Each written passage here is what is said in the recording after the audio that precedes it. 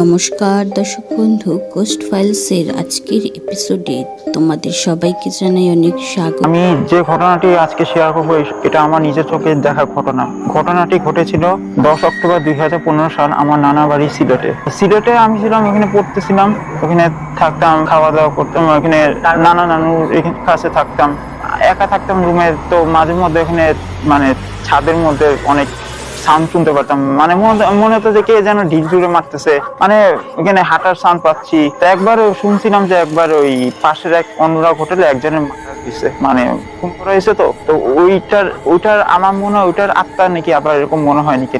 আমার ফ্যামিলি কিছু একটা প্রবলেমের কারণে সিলেটে ব্যাক করছিল, তো ওরা আমাদের সঙ্গে থাকতো। আনুমানিক রাত 10টায় আমি, আমার ছোট ভাই, আমার আপু, আমার আম্মু, আমরা সবাই মিলে বসে আড্ডা মারছিলাম, গল্প করতেছিলাম। হঠাৎ করে আমার চোখ পড়ছে জানালার পাশে দেখি যে ওই খুব বিশ্রী একটা চেহারা, চোখ দুটো রক্ত লাল, খুব অ্যাগ্রেসিভ ছিল আর রাগান্বিত ছিল আর বয়স বুড়ো ছিল। পরে আমি ভয়ে আয়াতুল কুরসি সূরা পড়ে ফুল দিছি। ঠিক 10 মিনিট পর ওই শ্যাডোটা আমার সামনে থেকে চলে যায়। কিভাবে গেছে, এরকম করে গেছে, জাস্ট কোনো হাঁটার কোনো মুভমেন্ট ছিল না, এরকম জাস্ট শ্যাডোর মতো, ছায়ার মতো এইভাবে গেছে। না, আমি এটা ভাবছি এটা কোনো কুকুর টুকুর হবে, মেবি কোনো ডগ হবে, বাট এটা মানুষ মনে হচ্ছিল না। এটা মানুষের তো চোখ এরকম থাকা উচিত। আমি ভয় বলিনি, আমি বললে তো এটা রাতের বেলা ঘুমাতে পারবে না, এগুলা ভয় বলিনি। আর আমি আমার ওই যে নানা বাড়ি যে সিলেটের ছাদ, এখানে প্রায় সাউন্ড হতো, এখানে অনেক কিছু হতো। আর দরজায় নক করছে 2বার ওই দিনই, সেম ডেতে নক করে। আমার আম্মু খুলে দেখে কেউ না, এরকম করছে, ঘুরাইছে, তারাটা এভাবে ঘুরাইছে। হ্যাঁ, এরকম এত রাতে তো কেউ এরকম করার কথা না। আমার নানা তো ঘুমায় থাকে, আর কে বা তালা তো লক থাকে, এরকম তো হওয়ার কথা না। দেন আমি একদিন ঘুমাইছিলাম, হঠাৎ করে আমি বিড়ালের সাউন্ড শুনতে পাই খাটের নিচ থেকে। হঠাৎ করে টিনের মধ্যে কে যেন ঢিল ছুঁড়ে মারে, হাঁটার শব্দ পাওয়া যায়, অনেক কিছু শোনা যায়।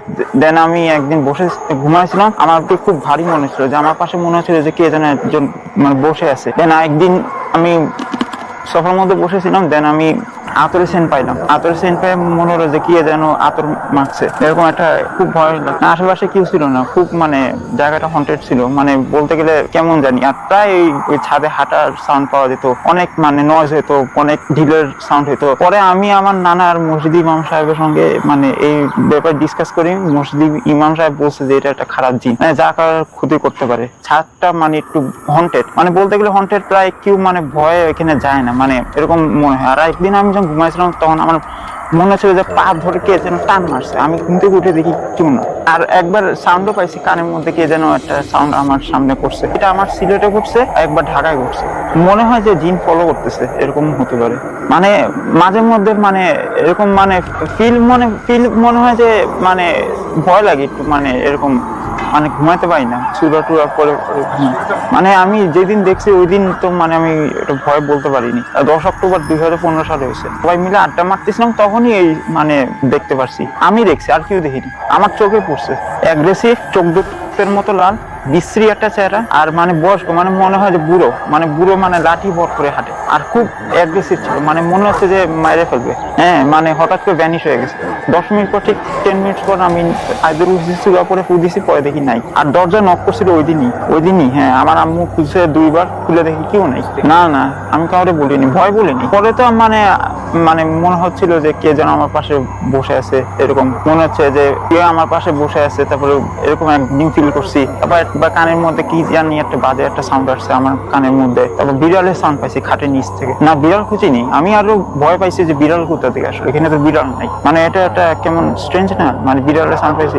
না, আমি এটা ডিসকাস করিনি, এটা যদি কোনো স্কলার ইমাম সাহেবরা জানতো, তাহলে তারা বলতে পারতো। আমি তারপর আবার আতরের সেন্টও পাইছি একবার।